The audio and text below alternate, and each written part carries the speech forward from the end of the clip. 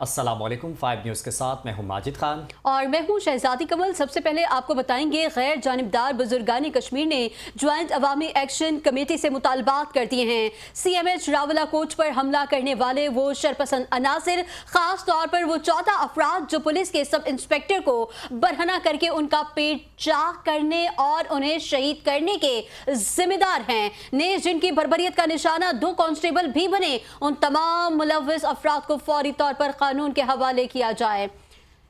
इस बारे में मज़ीद तफसीलात जानेंगे। Senior anchor person Aftab Mugheri साहब हमारे साथ मौजूद हैं। बताइएगा आफ्ताब मुगैरी साहब।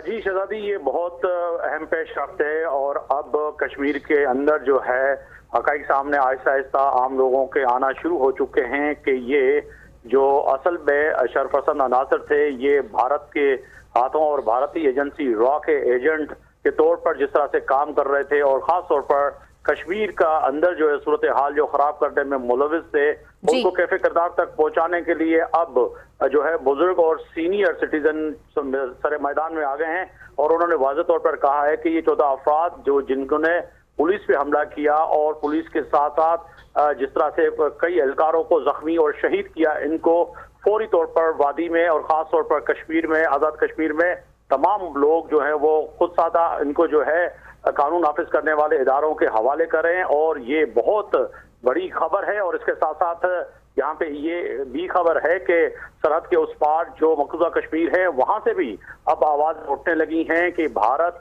चाह रहा है कि वादी में और ख़ास तौर पर जो यहाँ पे सूरत हाल है, ऐसी सूरत हाल जो है कश्मीर में भी पैदा करे जिसपे वो बारहा नाकाम हो चुका है। तो वाज़ेह तौर पर पैगाम है। मैं समझता हूँ कि इस वक्त जो कश्मीर हैं खुद अब वो खुद मैदान में आ गए हैं और वो खुद एहसास करने के लिए उन लोगों का तयन करने के लिए तैयार हैं।